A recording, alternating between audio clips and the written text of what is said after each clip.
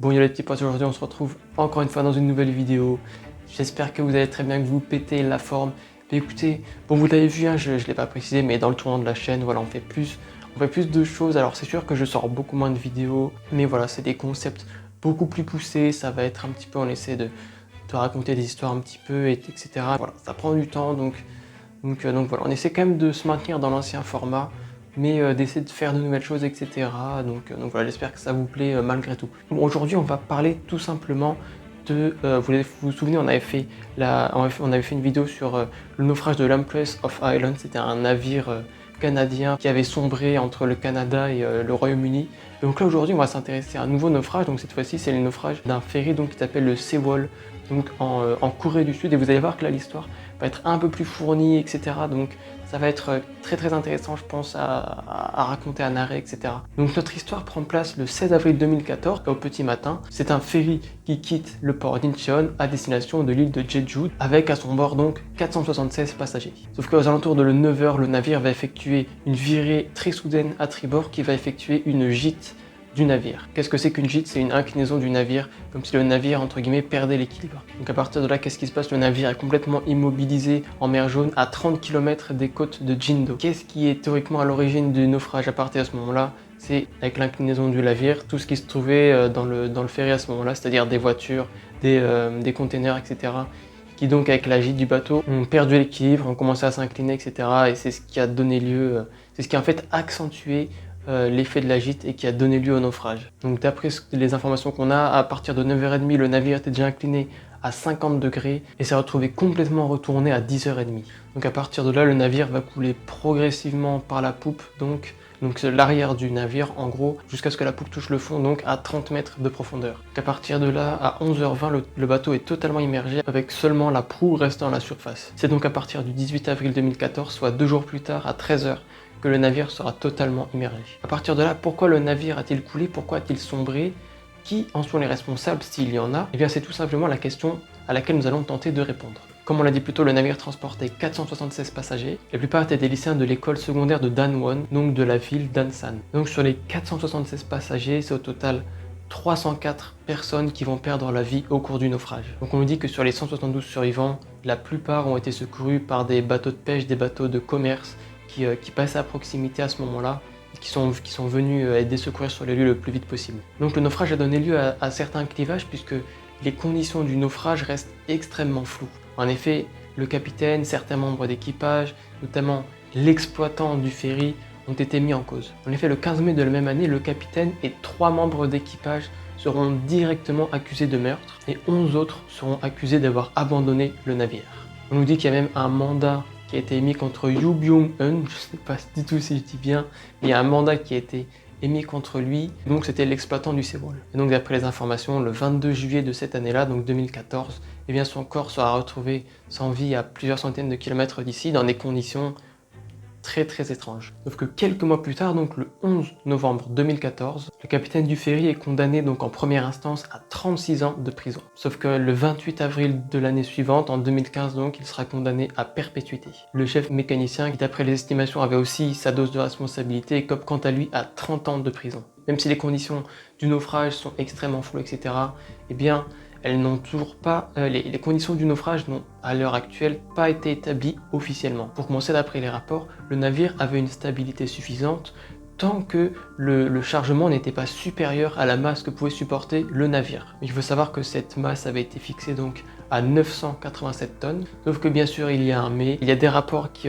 démontrent, qui stipulent que régulièrement, très régulièrement, eh bien, le navire se trouvait en surcharge, largement en surcharge. Donc il faut savoir qu'à l'origine, le navire pouvait supporter 2437 tonnes. Sauf que suite à des modifications structurelles, le bateau ne pouvait donc supporter que 987 tonnes. Le chargeur du navire, à ce moment-là, un certain Moon Ki-han, nous dit que le navire transportait au moment des faits 3608 tonnes. Donc on le rappelle, alors que théoriquement, la masse maximale du bateau était donc de 987 tonnes. Le bateau supportait donc 3 fois la masse qu'il était censé pouvoir supporter. Entre fin 2012 et début 2013, donc, sur environ un an avant le naufrage, un inspecteur donc a inspecté le navire. Il a estimé que le centre de gravité se trouvait 51 cm plus haut Et c'est précisément pour cette raison que sa charge maximale devait être réduite. Donc à partir de là, le navire n'était pas du tout en adéquation avec les critères imposés par la société de classification. Une société de classification, qu'est-ce que c'est? C'est tout simplement une société privée qui établit et qui instaure des normes techniques. Donc qui dit en gros, eh bien, votre navire est de telle forme, son centre de gravité se situe à tel endroit, et bien donc ils ont conclu qu'avec tel détail, le navire ne pourra pas être chargé à plus de 1000 tonnes, 1500 tonnes, 2000 tonnes, en fonction du navire. Donc pour en revenir au chargement, pourquoi le navire a-t-il sombré exactement? D'après les rapports, d'après les témoignages, même si on le répète, les conditions sont extrêmement floues du naufrage, on estime que les gardes côtiers avaient été mis au courant que le Seawall avait brusquement changé de cap. C'est donc du coup un changement de cap soudain qui aurait entraîné un glissement des véhicules situés dans le garage. Et donc du coup, certains véhicules en glissant se sont retournés, se sont renversés, et qui a également entraîné le déplacement de certains containers dans le navire. Donc après les analyses, donc le 17 avril 2014, les gardes-côtes sud-coréens affirment donc qu'ils avaient été donc tenus au courant de ce fameux changement de cap, mais ils n'avaient pas été tenus informés de la surcharge du ferry à cet instant-là. Il faut savoir qu'à cet instant-là, le navire donc avait subi des modifications structurelles. Le navire était réputé comme ayant une stabilité marginale. Il se trouve que le capitaine, ce jour-là, était en congé, mais il maintient et affirme avoir tenu la compagnie au courant. On estime aussi que pourquoi le navire aurait coulé, pourquoi il aurait sombré, simplement à cause d'un mécanisme de carène liquide. C'était en gros une surcharge des citernes à l'intérieur du ferry en fait, qui étaient donc pleines ou à demi-pleines. Donc une carène liquide, c'est quoi? C'est tout simplement un volume d'eau qui se déplace à l'intérieur de la coque du navire et qui déséquilibre ce dernier. C'est un petit peu comme quand vous êtes dans votre bain, la masse d'eau se déplace, donc votre baignoire, elle bouge pas. Pourquoi? Parce qu'elle est accrochée tout simplement, elle est ancrée dans le sol. Sauf que si la baignoire n'était pas ancrée dans le sol, eh bien la baignoire serait tout simplement déséquilibrée. Et là, c'est le même principe en fait dans un bateau. Pourquoi il y a eu cet effet de carène liquide? C'est donc tout simplement parce que le navire a brusquement changé de cap. Et donc la cargaison mal arrimée ou non arrimée avec ce mouvement de carène liquide aurait donc mené lieu au naufrage. Donc le rôle, donc on a vu un petit peu le rôle des gardes-côtes sud-coréens. Maintenant on va avoir le rôle des secours. Donc il faut savoir qu'à 8h58, heure locale, donc comme on l'a dit un petit peu plus tôt, la plupart des victimes ont été sauvées en fait par des bateaux de pêche et des bateaux de croisière qui se trouvent à proximité juste après le naufrage. Les secours, donc composés de 2 bateaux d'hélicoptères ainsi que des gardes-côtes sud-coréens, sont arrivés moins de 30 minutes après l'incident. Et donc là on nous stipule bien qu'aucun message de SOS donc n'a été transmis, n'a été transféré. Sauf que là on a aussi un autre détail important qui aurait pu beaucoup jouer.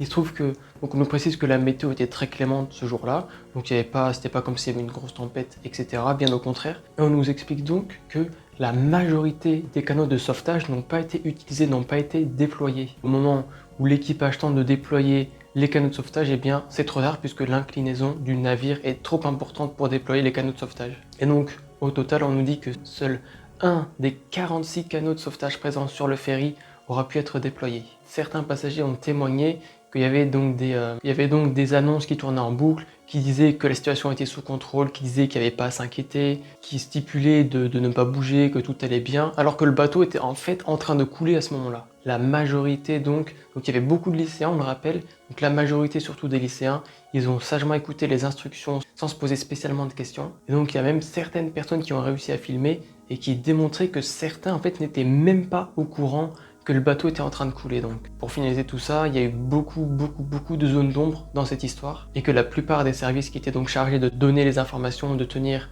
les familles au courant, etc. n'ont pas su délivrer en fait des informations fiables. Certains témoins, certains parents disaient que leurs enfants avaient été envoyés sur telle ou telle île, sauf que quand les parents prenaient contact avec tel hôpital en question, eh bien on leur répondait que personne n'était arrivé. Que comme on l'a dit, donc il y avait beaucoup de lycéens donc à bord du bateau.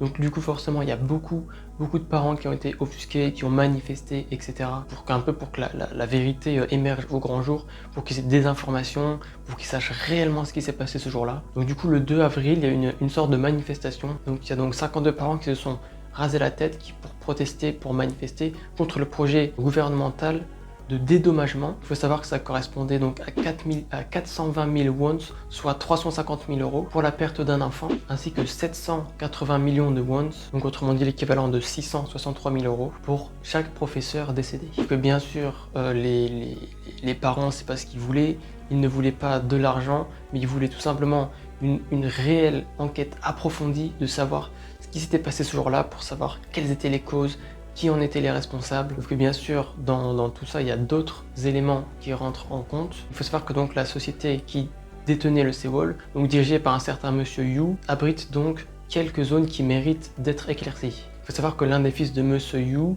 était en fait en prison, et on nous précise aussi que monsieur Yu faisait lui-même partie d'une secte chrétienne, le Guwonpa, qui était à ce moment-là proche de nombreux dirigeants sud-coréens. De plus, donc on va pas entrer dans les détails, mais il y a quelques jours plus tard une loi donc qui a été votée et démontre qu'à ce moment-là, aucun réel effort n'est mis en place de la part du gouvernement pour tirer toutes ces choses au clair. Le maire de Séoul reconnaît d'ailleurs qu'ils ont oublier les gens au profit de l'argent. Lee Min-woo, donc un artiste, va même apporter son témoignage. Aujourd'hui, la Corée n'est pas faite pour le peuple, c'est le peuple qui est là pour le gouvernement. Effectivement, dans tout ça, les médias ont joué un rôle quand même très important, notamment la chaîne KBS qui aurait effacé les manifestations de la colère des familles.